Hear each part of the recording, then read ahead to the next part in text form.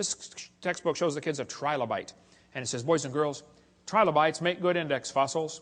If a trilobite is found in a rock layer, the rock layer probably formed 500 to 600 million years ago. I don't think so.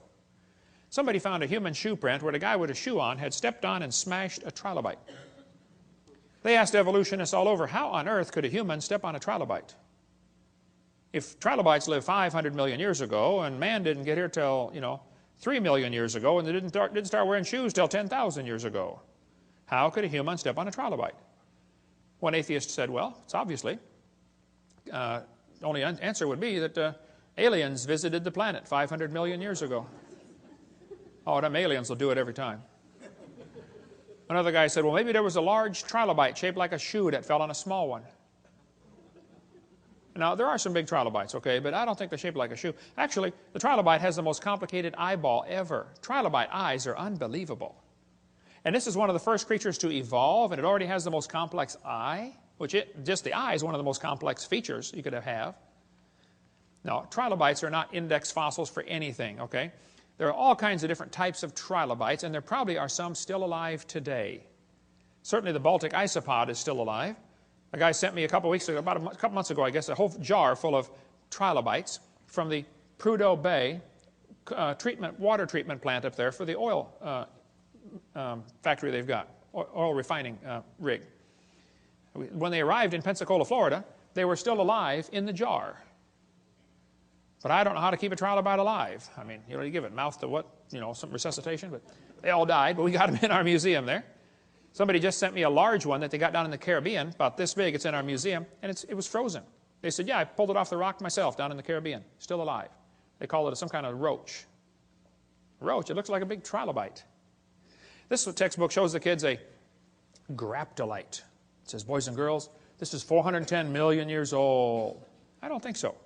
Graptolites were found still alive in the South Pacific 10 years ago. So if you find graptolite, you can't use that as an index fossil for any age rock, okay?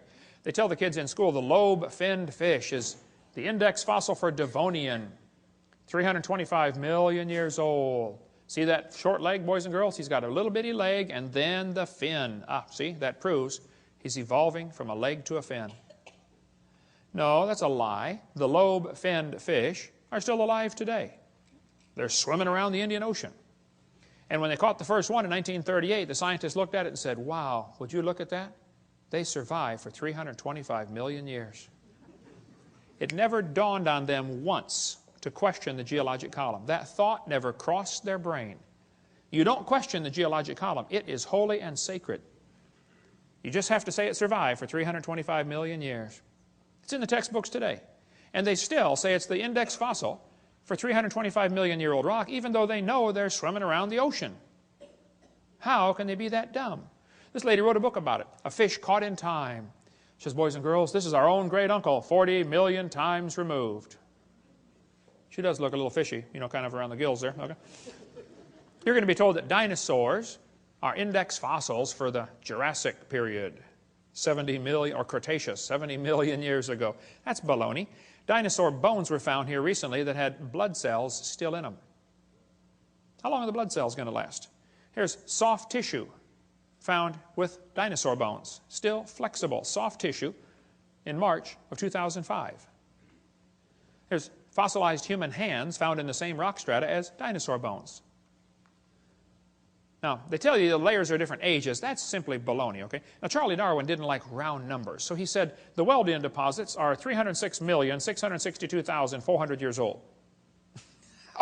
How could he possibly know such a thing, okay? All over the world, petrified trees are found standing up, connecting these different rock layers.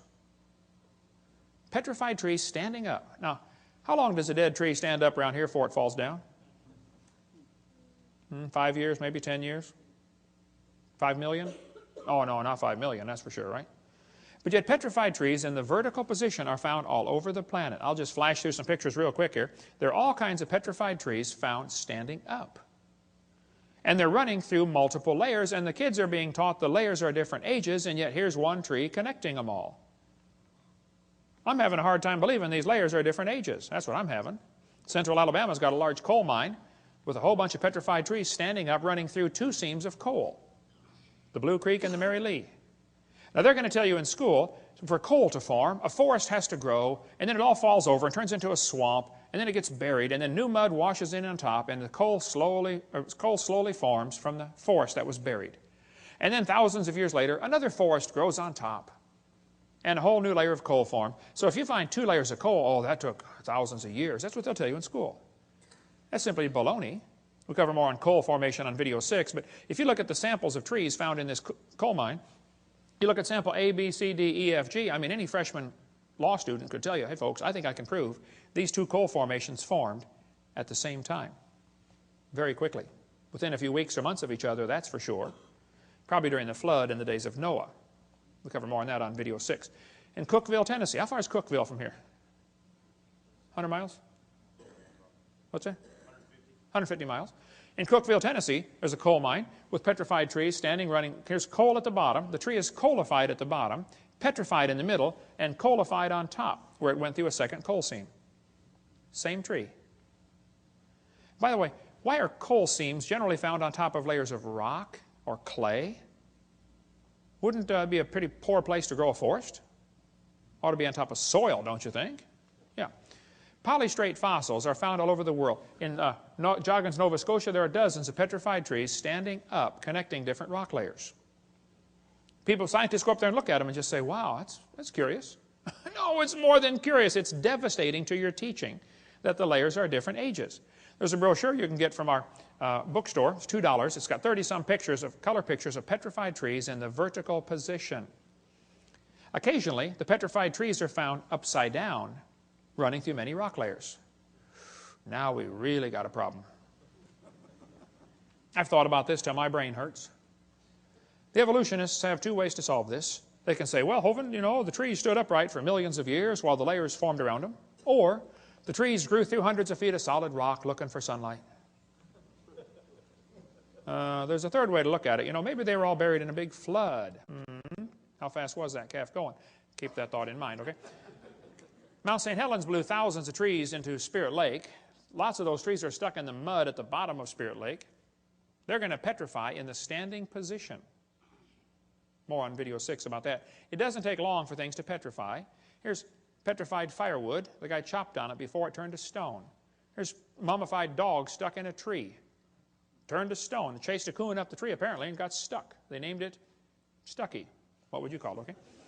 Here's petrified cowboy boot with the cowboy's legs still in it. The boot was made in 1950 and the leg is turned to stone. Here's petrified fish giving birth. It does not take millions of years to give birth. Praise God, okay? Here's a petrified hat.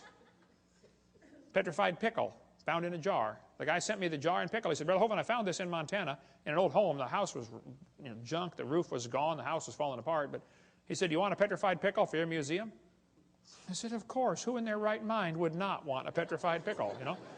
Come on down to Pensacola, Dinosaur Adventureland, and see the petrified pickle. Here's petrified sacks of flour found in a flour mill that flooded in 1910 in Eureka Springs, Arkansas. Here's petrified toadstool. There's an amazing gem and mineral museum just south of Bloomington, Illinois, in the little bitty tiny town called Shirley, Illinois. You got to be trying to find it to get there, but it's worth going to see the Funk Gem and Mineral Museum. Okay? Here's petrified acorns. This kid sent them to me. He said, Brother Hovind, I was 7 years old at the time. He said, I stuck these acorns in a bucket of water, and I thought they might, sprout and make some trees, and I forgot about them. Next spring, my mama found the bucket on the back porch, and the acorns had turned to stone. He said, would you like them for your museum? I said, of course. Come on down and see the petrified acorns. More on petrification on video number 6. So kids, when they tell you the layers are different ages, you tell them Kent Hovind said they're confused or they're lying. It is not correct. Those layers all formed, nearly all of them, at the time of Noah's flood. 80 to 85% of Earth's surface does not even have 3 geologic periods appearing in correct consecutive order. Even though this geologic column does not exist, except in the textbooks, that teaching is what changed people in the 1830s away from believing the Bible to believing in uniformitarianism.